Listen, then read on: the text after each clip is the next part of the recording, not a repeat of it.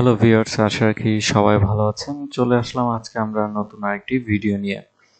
এই ভিডিওটি মেক করা বেসিক্যালি হচ্ছে যে আমরা যদি সেক্টর ওয়াইজ ভালো ভালো কোম্পানিগুলো চিনতে পারি যারা ভবিষ্যতে ভালো করতে পারে এবং সেখান থেকে শর্টলিস্ট করে নিয়ে আসতে পারি, তাহলে আমাদের জন্য অনেক ভালো হবে বুঝতে বিনিয়োগটা। তো আজকে আমরা ভিডিওতে দুটি সেক্টর নিয়ে আসব। একটি হচ্ছে কি আপনার সার্ভিস অ্যান্ড রিয়েল এস্টেট, আরেকটি হচ্ছে ট্রাভেল। তো এই দুটো সেক্টরে টোটাল আমরা দেখতে পাচ্ছি যে মোট 8টি কোম্পানি আছে, কিন্তু এখানে কিন্তু 8টি কোম্পানি যে খুব ভালো করছে এমন না। তো তাদের সেখান থেকে আমার মানে পারফেকশনে যেটা মনে হয় যে এই কোম্পানিগুলো গুটি কয়েক যারা ভালো করার সম্ভাবনা রয়েছে তাদেরকে আসলে আমি তুলে ধরার চেষ্টা করব, এবং যারা ভালো করতে পারছে না তাদেরও সম্বন্ধে আমার কিছু বিশ্লেষণ থাকবে। তো আশা রাখি আপনারা ধৈর্য সহকারে পুরো ভিডিওটি দেখার চেষ্টা করবেন, এবং একটি কথা না বললেই নয়, শেয়ার বাজার ঝুঁকিপূর্ণ জায়গা, তাই জেনে বুঝে বিনিয়োগ করার চেষ্টা করুন, এবং এখানে কোনো স্টকই বাই সেল নির্দেশনা দেওয়া হচ্ছে না।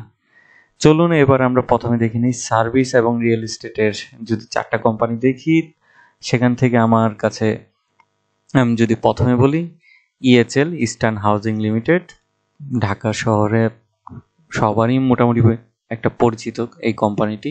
এই কোম্পানির প্রত্যেক বছর আমরা দেখছি যে অল্প অল্প করে আপনার হচ্ছে যে প্রফিট ইনক্রিজ করে যাচ্ছে, এবং কোম্পানিটি আমার কাছে মনে হচ্ছে যে ওইভাবে আসলে খুব একটা গ্রোথ আমি দেখতে পাচ্ছি না, কিন্তু ভালো কোম্পানি কিংবা ফান্ডামেন্টাল হিসেবে আমি ধরে রাখতে পারি কোম্পানিটি ভালো, কিন্তু র্যাপিডলি খুব ভালো গ্রোথ আমার কাছে চোখে পড়েনি। এবং পরবর্তীতে আছে সাইফ পাওয়ারটেক।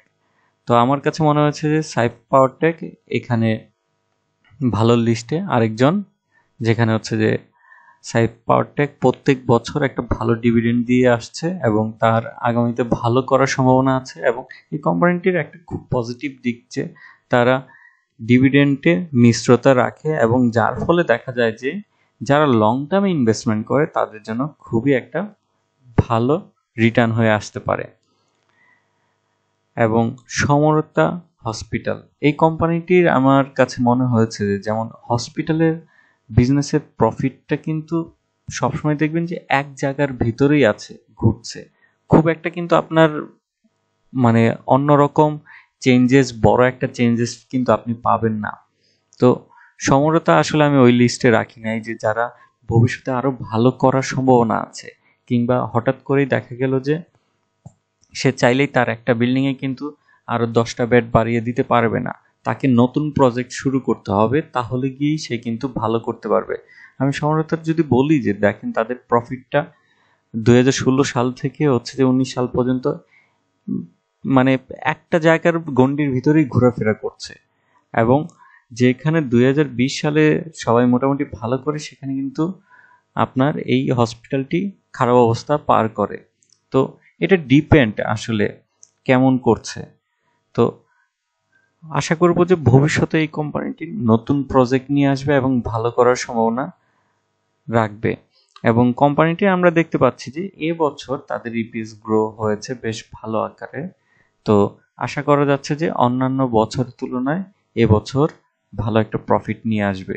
কিন্তু আমার কাছে একটু ডাউনওয়ার্কে রাখাটা হচ্ছে যে তাদের প্রফিটটা একটা জায়গার মধ্যেই ঘোরাফেরা করে, এবং এইখান থেকে তাদের একটা রিভুলেশন কিংবা বিজনেস এক্সপানশনটা দরকার।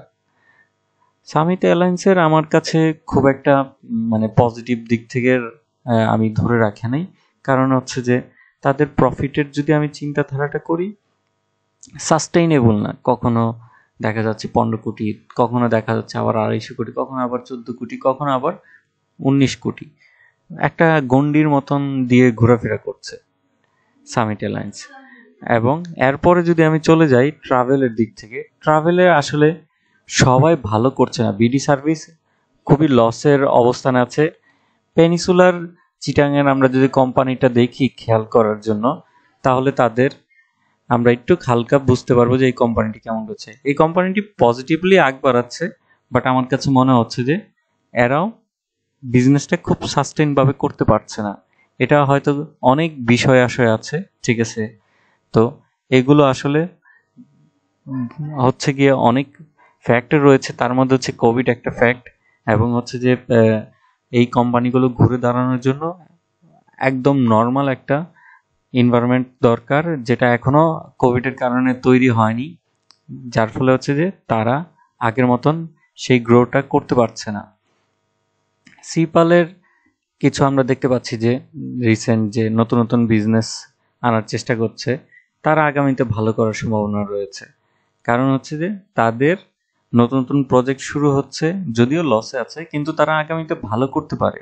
আমি এই ভালোর জিনিসটা তুলে ধরার চেষ্টা করতেছি। তো তাদের দেখা যাবে যে কোভিডের পরে যখন আমাদের ওয়ার্ল্ড ওয়াইড একটা শান্তি বিরাজ করবে, তখন দেখা যাবে যে এই সেক্টরের বিজনেসগুলো আরও গ্রোমিং হবে। এরপরেই যদি আসি ইউনিক হোটেলের, তাদেরও একই অবস্থা, হোটেল সেক্টরের, রিসোর্ট সেক্টরের, এবং তাদের শুধু হোটেল আর রিসোর্ট নিয়ে বিজনেস না, তাদের এখন পাওয়ার সেক্টরে ইনভেস্টমেন্ট আছে। তো এটারও আমরা একটা চেঞ্জেস দেখব, বাট এটা একটু সময় সাপেক্ষ। তখন দেখা যাবে যে এই কোম্পানিরও ভালো একটা প্রফিট গ্রো করছে। তো আমার কাছে মনে হচ্ছে যে এইখান থেকে পেনিসুলা, সিপাল, ইউনিক হোটেল তারা ভালো করার সম্ভাবনা যথেষ্ট পরিমাণ রয়েছে। শুধু হচ্ছে যে তাদের একটা সুস্থ বিশ্বটা পরিবেশ তৈরি হলেই তাহলে তারা আরো ভালো করতে পারবে। তো আশা রাখি আপনারা এই থেকে উপকৃত হবেন এবং বুঝতে পারলেন যে কোন কোম্পানিগুলো কি অবস্থানে আছে। এখানে কোনো স্টকই আমি বাই সেল নির্দেশনা দেওয়ার পক্ষে নয়, কারণ এখানে আমি তুলে ধরেছি যারা ভবিষ্যতে ভালো করতে পারবে শুধু তাদেরকে, এবং যারা মোটামুটি ভালো আছে কিংবা খারাপ করছে তাদেরকে সম্বন্ধে আমি বিশ্লেষণ করি। এতে আপনাদের বিনিয়োগ করার আগে অবশ্যই হেল্পফুল হিসেবে কাজে দিবে এই তথ্যগুলো। তো আজকে এতটুকুই। ভালো থাকুন, সুস্থ থাকুন, ধন্যবাদ।